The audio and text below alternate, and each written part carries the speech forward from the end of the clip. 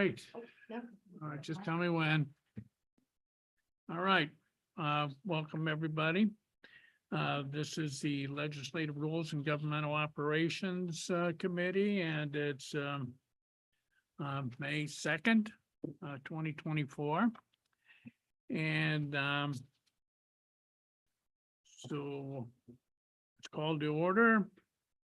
And the last minutes I knew of was February 1st. That seems like forever. But we'll need to approve them. And I'll take a motion for anybody to approve. Motion put forward by Supervisor Driscoll, seconded by Supervisor Conover. Any discussion? Hearing none. All those in favor of the minutes as presented, please signify by saying aye. Aye. Any nays? Passes unanimously.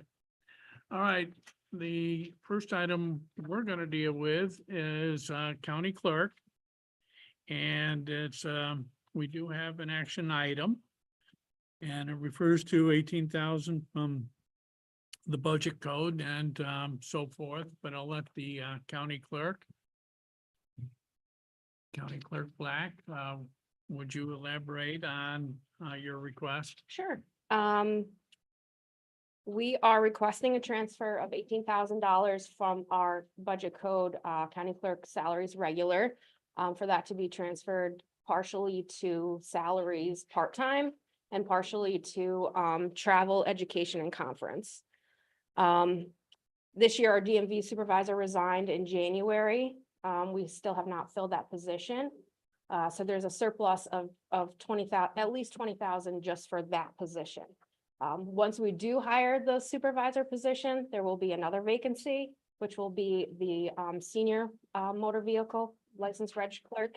Then once that's hired, there will be another vacancy with the motor vehicle registration clerk. So there's my estimate is there's probably going to be a $40,000 to $50,000 surplus in the salaries regular overall this year.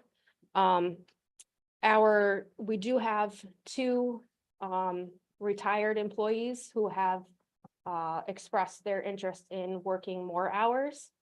So that $12,000 would cover the two employees, Sandy Smith and possibly Anne Marie Corcoran, who was the previous supervisor, to help us in the summertime.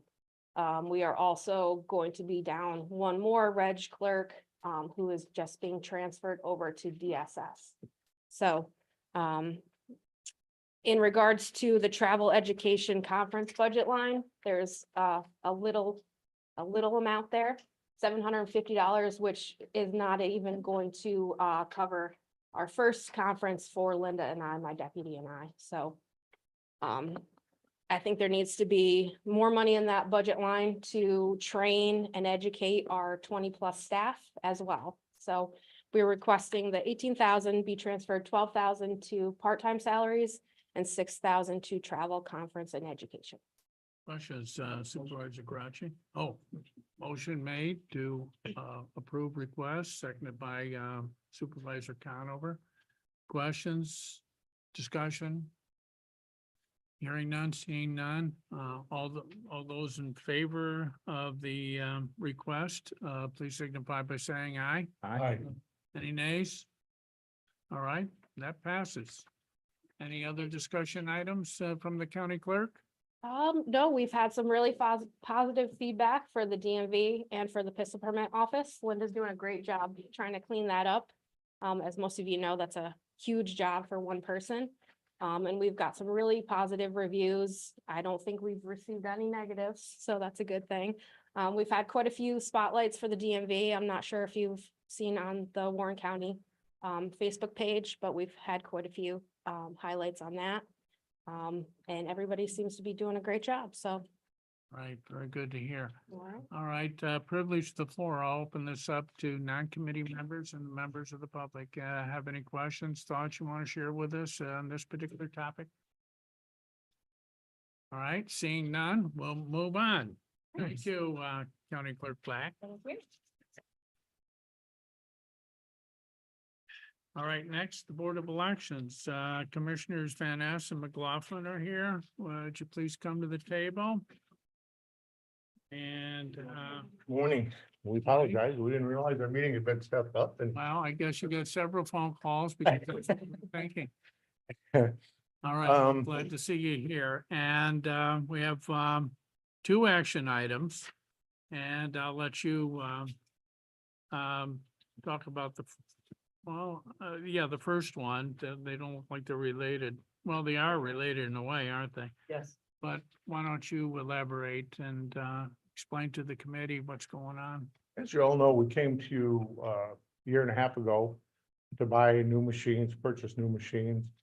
Majority of it was taken from our capital reserve that we had built 8 years ago or whatever. And trying to stay within that budget, we originally wanted to buy 55. 55.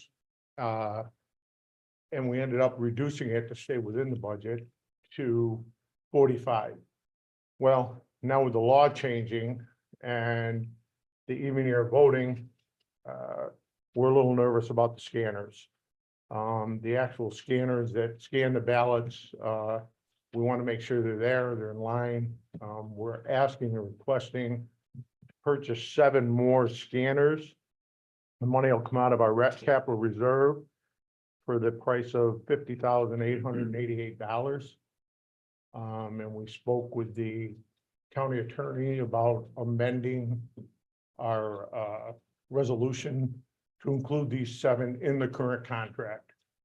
There'll be no additional service or maintenance fees. It'll just include these 7 into that contract. All right. Yes, questions from the. I'm gonna post items 1 and 2 forward. Oh, okay. Motion made by Supervisor Conover, seconded by Supervisor Garachi. Discussion? Yes, Supervisor Conover. Yeah, I just want to, are you comfortable that you have enough scanners and enough equipment in reserve should there be an issue, a mechanical issue, et cetera? Because, you know, when it rains, it pours, you know how that goes. That's what this will Correct. do. And that's what we're looking for. We currently have 2 scanners that would be in reserve, which for the entire county isn't enough. Yeah, no. This will put us to where we'll be much more comfortable. If anything does happen, we can load one up and run it to wherever we have to. Thank you. Any further discussion? Yes, sir. Comment. Supervisor Driscoll. Thank you, Chairman. I hear a lot from friends from both sides of the aisles who question the honesty and have confidence in voting process. And I tell them, I have really no control over what happens outside of Warren County, but I can tell you from what I'm seeing and hearing and working with our commissioners and their staff, that things are on the up and up here, because we make that investment to make sure that all the i's are dotted, the t's are crossed. And, you know, so I support the fact that you guys are really doing your homework and making sure that, I guess, our freedoms are being protected. So, Well, we thank you, Thank then. you. We thank you for that. And I think it's an important thing to point out that if we didn't have the ability to get this equipment, those integrity questions may have some validity, not having the right equipment. Warren County, I can tell you, has got the right equipment in line, and there's no questions of the integrity of our elections at all. I appreciate it. Thank you. All right, and the second item is related to the first rower. So why don't we discuss the amending the contract and resolution of 454/2022? the motion, the second was. Oh, yes. Is it okay with the Yeah, people yeah, that made I the think so, motion yeah. and a second to include both action items since they're related? Yeah, thank you. So let's discuss the second one and then understood that both will be brought forward as action items under one motion. And the second one is to just move some money, right? First This- one is- The first one was Oh, to there's move a the money, the purchase. second Oh, one was second to one add is it to to our current purchase. contract. Yeah. Correct. All right, so any discussion on that? I think they kind of explained everything. But no further ones, okay. So motion's been made for action items 1 and 2. Related to buying 7 additional clear cast voting machines.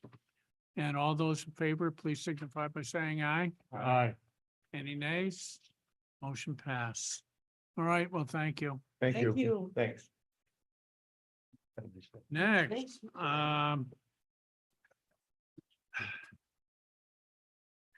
local law modifying residency requirements for certain attorneys. Okay, County Council, Elman, is this something you're prepared to speak to?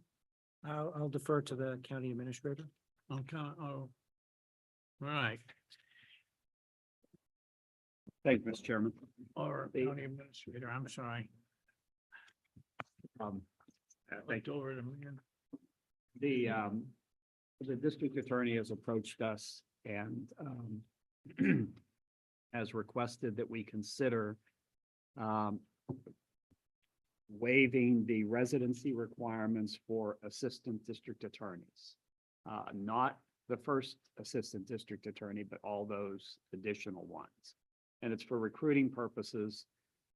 It's something that's been done in many of the counties. I did a query on the county listserv. A lot of the counties have already done this. We may have an opportunity to do it now. It needs to go through the legislature. Yates County is doing the same thing for their assistant district attorneys. And basically what we would say is, for anyone below the district attorney and the first assistant district attorney, the attorneys would have the ability to live in a contiguous county to Warren County, as opposed to requiring them to live in Warren County, because the housing shortfall, the cost of houses right now coming in just made it difficult to recruit. And if we get it, Senator Steck's staff is going to support trying to get it added to the legislation for Yates County to include us. No guarantee on that, because the committees are starting to wind down right now in the legislature. So it might not get through the committee this year. In that case, it wouldn't appear unless there's an emergency session in December. It probably wouldn't appear until January of next year. So we'd just like to get the process started if we could.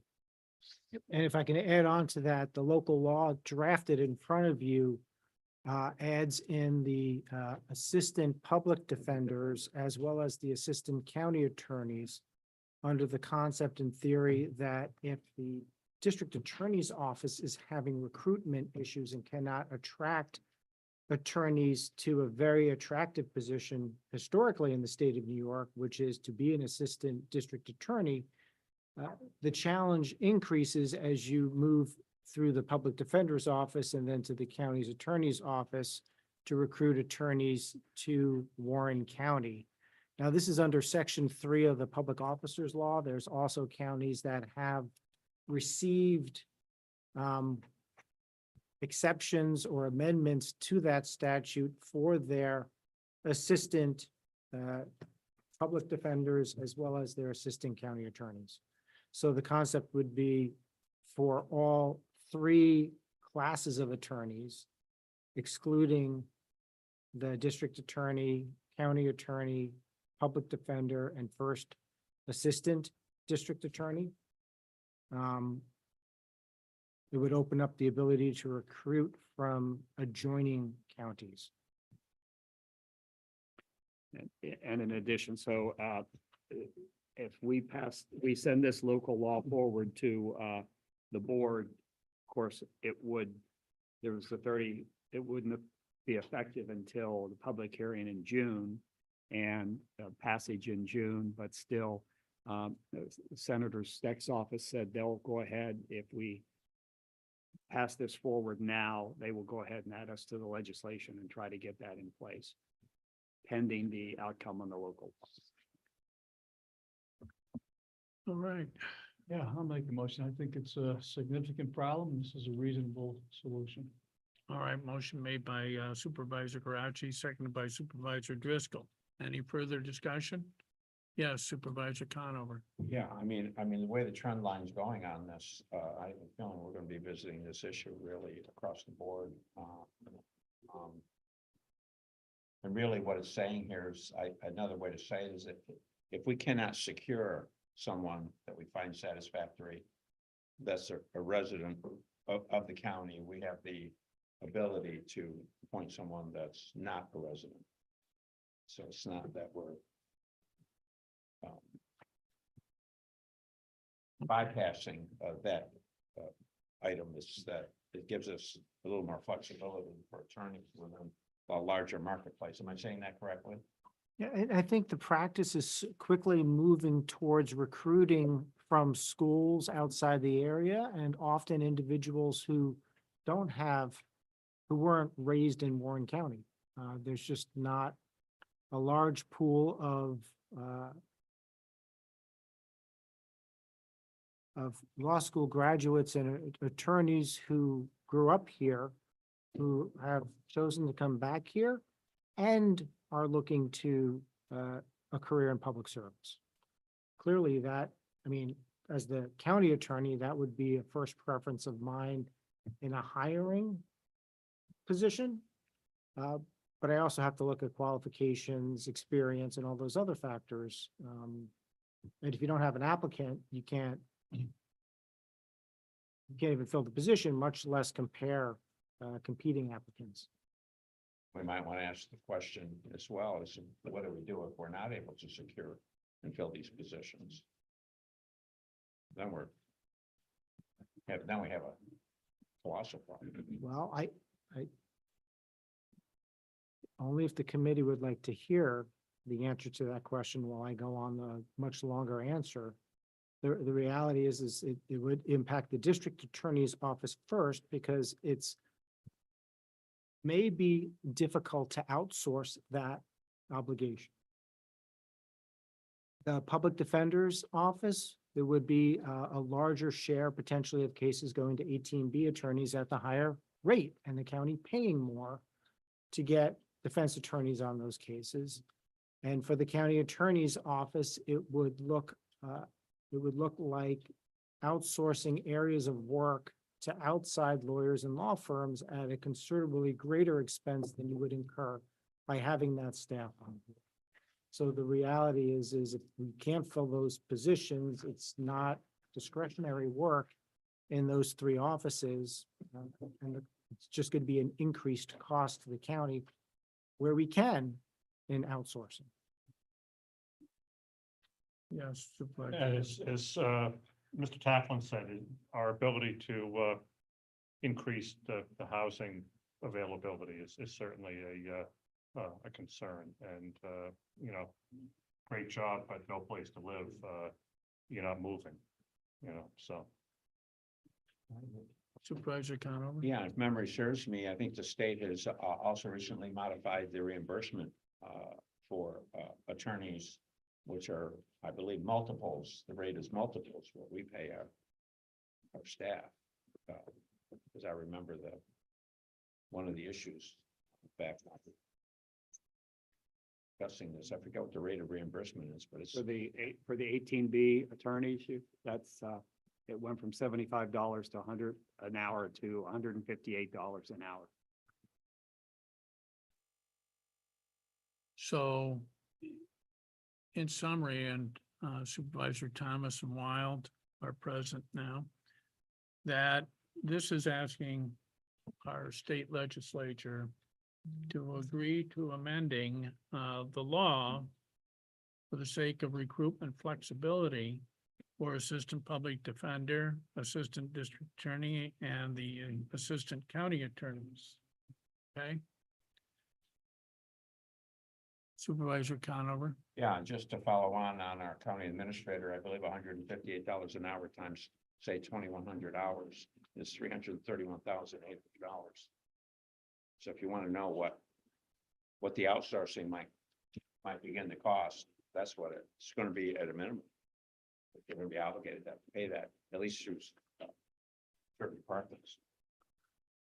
Okay, and before, yeah, Supervisor. I think we should also convey to the Senator Steck and others that we may be back asking for basically across the board request, you know, not just for the attorney positions, but other departments that this particular law falls under.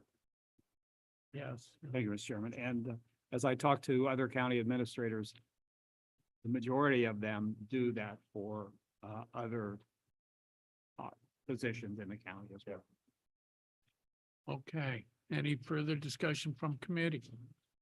All right, before we vote, yes, Supervisor Wild, Mr. Chairman, thank you. Is there any reason why we can't just move ahead and say for all our other positions that we're looking for?